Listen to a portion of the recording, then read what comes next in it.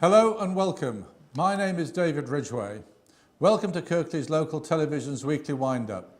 This is where we bring you a digest of the weekly news. We aim to be informative, interesting, amusing and provocative. We'll be looking at three specific topics this week: the difficulties of being unemployed and on benefits, students put in isolation in school because of hair colour, and the Huddersfield Literature Festival. To help us find out more about these matters, I'm delighted to introduce you to June Jones of Kirklees Axe The Tax and Benefits Justice Campaign. Welcome, June. And Dave Hodgson, who is one of my co-presenters here at Kirklees Local TV. Welcome to you, Dave. Thank you for inviting me on. That's okay. But as always, we want feedback from you. The weekly wind-up can be contacted by email at info@kirkleeslocaltv.com, and you can search on Twitter at Weekly Wind-up. June, I understand there's been an incident where a Department of Works and Pensions interviewer admitted that he had instructions not to inform claimants about certain benefits if they didn't ask for them. Now, I understand that that's illegal. Is that so? I'm not sure. I'm not an expert. I mean, at the outset, I'll say I'm a campaigner against benefit sanctions and bedroom tax. So we're learning as we go along. We don't have the expert knowledge that, say, welfare rights people have, and we know that, and we try to be clear about that. I did watch that programme. I did watch that programme, as it happens, on Monday, but whether in fact that is illegal, I wouldn't like to say. Well, if it's not illegal, surely it can't be right, can it? Oh, absolutely not, no. I mean, if people need, and people do need, to claim benefits, surely it's got to be in the interests of all parties to know what they're entitled to claim and how best to go about claiming it. Exactly, yes. So you would agree with me that whether there's a legality matter or not, it's morally reprehensible to be taught not to advise people of what their claims are. Yeah, absolutely. I mean, I think it brings up the whole question of what do we have a social security system for? You know, is it an insurance system when people fall on hard times, as they do, you know, sick, disabled, out of a job? Or is it a system of punishing, and I'd say punishing mainly the poor, because this is how it's working out? What do you think, Dave? I think the question of whether it's legal or not is not the main point. It's, is it right? And to actually not advise people of what they are legally, and there's the legal part, entitled to, is absolutely reprehensible. Whoever does it, it sounds immediately, it's very easy to say, oh, it's the government cutbacks and things like that. But I don't think this is the politicians. I think this is the lower middle management trying to look like good guys so that the politicians will love them. Look like good guys to the politicians. To the politicians. Why should they want to look like good guys to the poor people? What about the public? Again, why bother? It doesn't matter. They're our bosses. They forget, actually, the public. The public are their bosses. But it's so easy to forget when you've got blinkered vision and you've only got so much money and you've been told from the next higher up management, you've got to keep within that budget or else. Well, I'm sorry, but I do think it is the politicians. I mean, I watched that programme on Monday. It kept flashing back to our friend Ian Duncan Smith. Well, as far as I'm concerned, and I will say it now, you know, he's a serial liar. You know, the whole time, all through that programme, he was saying this universal credit system is on track, it's working well, it's going to benefit everyone. And then you go back to this dismal, appalling situation in that job centre where it was perfectly clear that from day one of universal credit, no one had had any training, the computer was crashing, and how many millions has it cost to get it to this point with, what was he boasting? 2 million eventually on universal credit, you know, where it brings 6 benefits all into one. And at the moment, there are 35,000 people actually on universal credit. And even then, I'm saying on it because it appears to be failing all the time. Indeed, indeed. It seems that every government-sponsored computer system has failed. The Inland Revenue's computer system, much vaunted 10 years ago, hasn't been widely acceptable by its use. The NHS computer system is still stuttering. God knows, is it computers? Is it the government-sponsored programmers? Should we be dependent upon computers? What happens if the electricity stops? I think, David, as well as the computers, the problem is I saw that programme. It is from an impeccable source. I believe what the reporters have said, and the main aim of the programme, absolutely 100%. What I found almost more reprehensible than the people not being told is that these people who are interviewing them are told, well, if they ask for it, you can give them it. So in other words, if they know their way around the system, they can get it. It's only the people who are not au fait with the system who will lose out. So it's almost creating not just a second-class citizen, but a third-class citizen who don't know their rights. Quite so. Well, when I came here today, my main intention was to sort of further expose what is going on, because it's absolutely vicious and cruel. And it was quite heartening to see that programme, because quite often when I've seen Benefit Street here, Benefit Street there, I've just avoided those like the plague, because the strategy of this government, it's a deliberate strategy, because they're in a mess, they don't know what to do. It's a deliberate strategy to demonise and criminalise the poor. And these are the people who are going to suffer, you know, even more when this unit. There was one bloke on it, he said it had cost him £25 that week to phone up the job centre, because they're told now it's all online, you know, you have to phone in. It's also a month in arrears as opposed to, you know, the present system. So he'd spent God knows how much trying to phone up. In and among all this phone call, the system is crashing. You know, there are people, again back to this, what do we have a social security system for? There are people falling through the net. I mean, one figure that hits you is 100,000 children in poverty. You know, these sanctions are a punishment. They're supposed to be about an incentive back into work. I think that was They're the word nothing they of the used, wasn't sort. it? Their people have to be punished. It said so. But why have they got to be punished? Because they're poor. What have they? Well, yes, it's not right that just because you're in a situation of poverty, that you should be sidelined by anybody.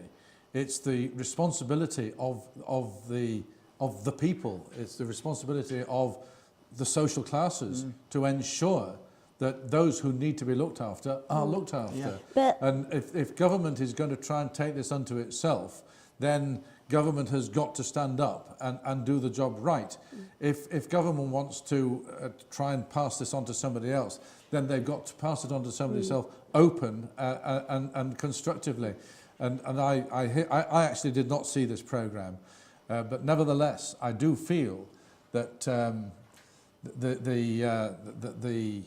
we're told that the statistics of unemployment have dropped during the lifetime of this government, but I also understand that a lot of the people who are now in work at the lower end of the scale are in work in part-time jobs, many of them, a proportion of them, not even earning the living wage, etc., etc. And these things have got to be tackled and sorted out. If this country truly is going through an economic recovery, such as it's vaunted as being the best in the Western world, then God knows how bad it must be for some other countries elsewhere. I think one of this strategy that the government have had, which is a classic divide and rule strategy, which is get people to blame the poor, get people to blame the sick, they're to blame, they won't work. You know, you're constantly seeing skivers, scroungers. That is true, but the other side of the coin is you can't blame people for getting a little bit upset. There was another programme on another channel the night before, that was about people who were on benefits, and it had somebody running from a cash machine waving this, said, look at this, free money. Now, you can see why some people, it would stick in their throat, Do you him know, saying that. I've got a different image in my mind. I can see a flipping bloke in a suit, posh, rolled up umbrella, running to a cash machine, going over and saying, look at this free money, while ever we blaming poor people for getting peanuts, Yeah. because it hardly keeps the wolf from the door. There are all these people who are behind closed doors who are not getting proper exposure. June, I'm And going to they've have ripped to us off cut to the across tune you. of billions. And I shouldn't do that because it's very rude of me. But I've got to go to a break quite soon, and there's two questions I really do want to ask you Okay. beforehand. First of all, can you tell us something about the new union for the unemployed? Right. Well, Kirklees Axe The Tax and Benefits Justice campaign, we're now supported by the Unite Community Union, which is an initiative that's about 3 years old, and it's Right. fantastic because this is a union. It's not the first time it's been tried, but it's a union specifically for people who are unemployed, not necessarily just people who are signing on, but for people who are retired, for students, and it is an attempt to get people organised together with the employed workers' unions so that between us we have unity and we have a stronger voice, and unemployed people don't just feel nobody cares about me, I'm rubbish, I'm something that people just wipes off the... Yeah. I have a voice, I have a right to have a voice in this community, and that's what it's about. Okay. And the second thing I'd like to ask is, I gather there's going to be a national day of protest against sanctions. Thank you for asking me that. Next Thursday... Benefit sanctions. Benefit sanctions. Yes. Next Thursday, and it's going to be between the job centre and the bus station All right. at midday. And we've got a lineup of speakers basically opposing benefit sanctions, saying there's no such thing as a fair sanction, we want them all scrapping. And someone called Carl Dallas is coming along from Bradford. He's 85, he's going to be playing his guitar. He's a contemporary of Pete Seeger. I know and him well. You know him, he's a Excellent. lovely man. Excellent. And we have a stall of information and leaflets, and we hope that a lot of people who are unemployed, who are suffering from these terrible, cruel, vicious, horrible sanctions, will come along and say how it's affecting them. Thanks very much, June. Thank you, Dave. We'll take a break now, but we do want to hear from you. You can always contact us on email at info@kirkleeslocaltv.com, and you can search on Twitter at Weekly Windup. Thanks very much, Dave.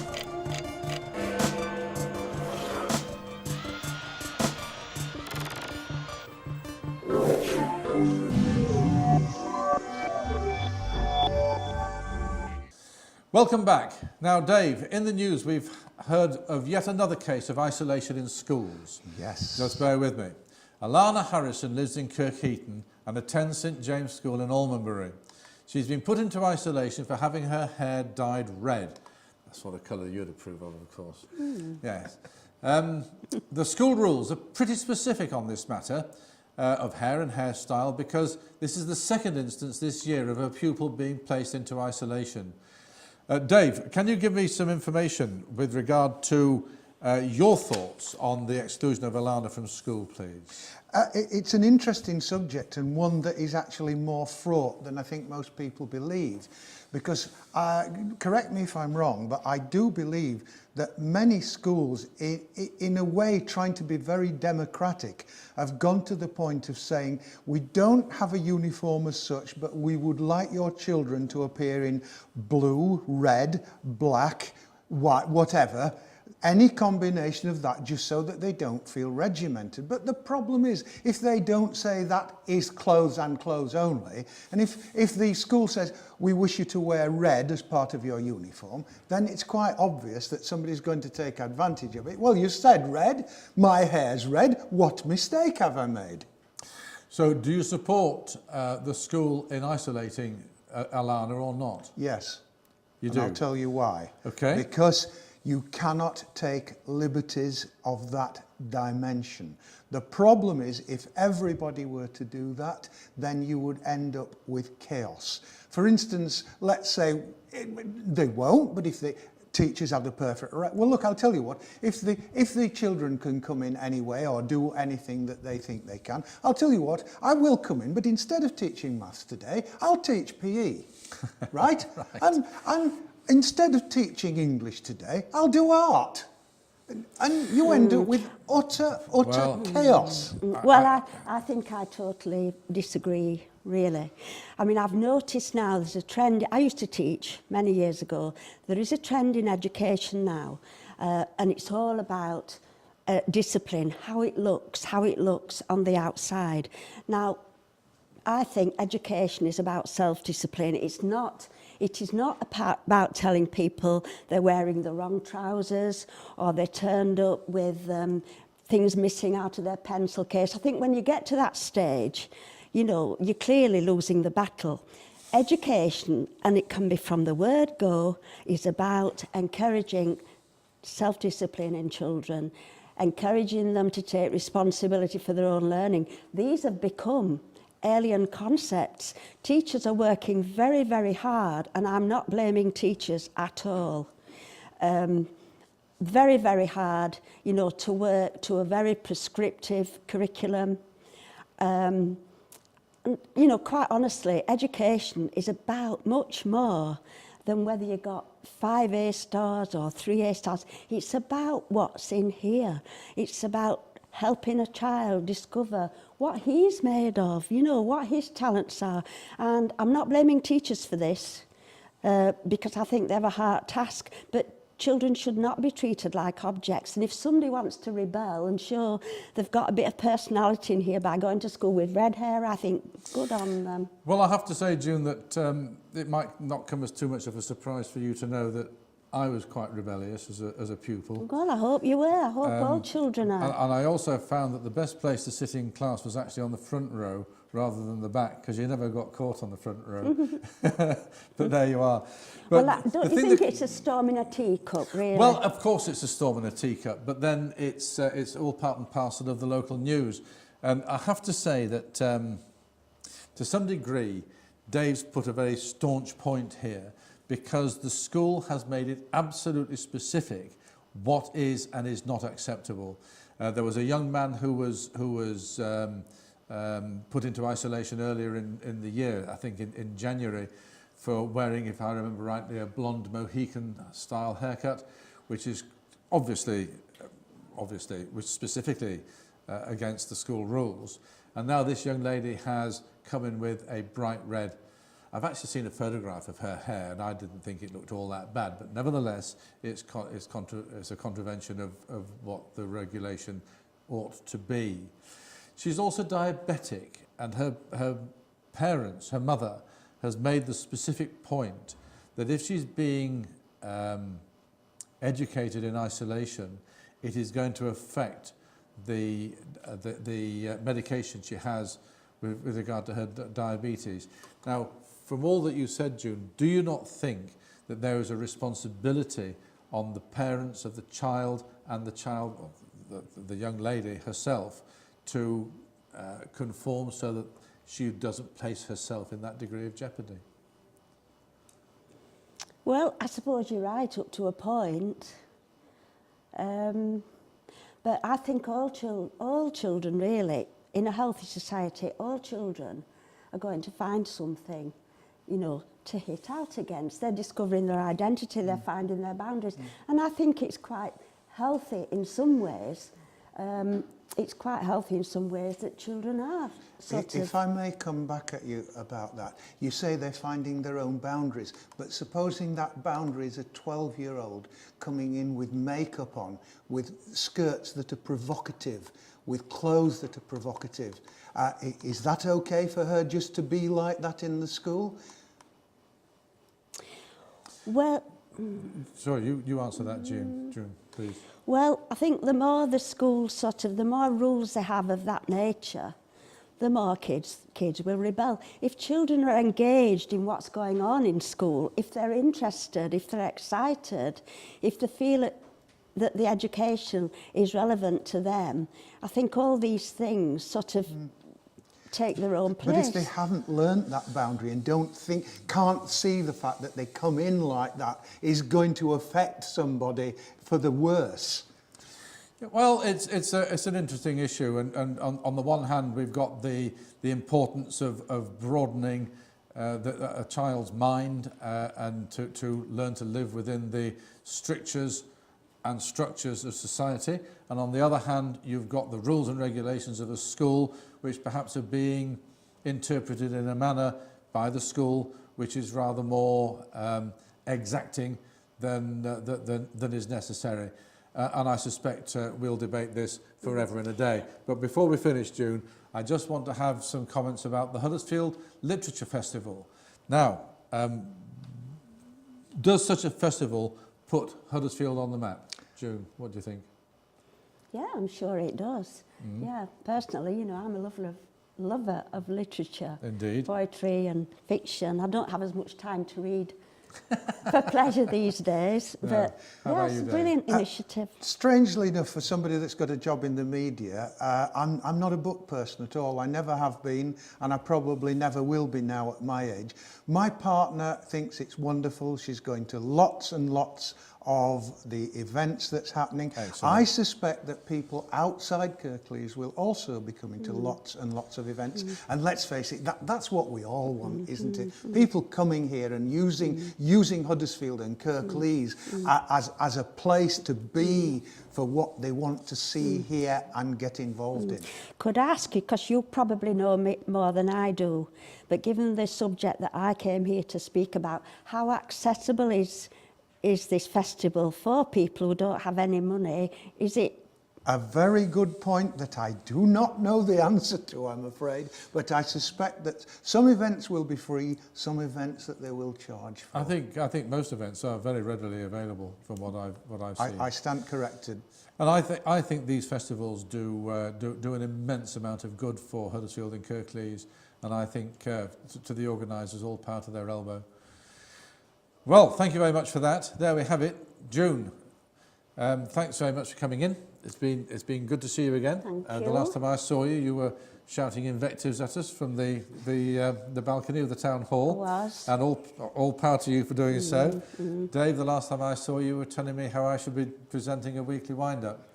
Now, is St James School right? Should young Alana be getting her schooling in isolation?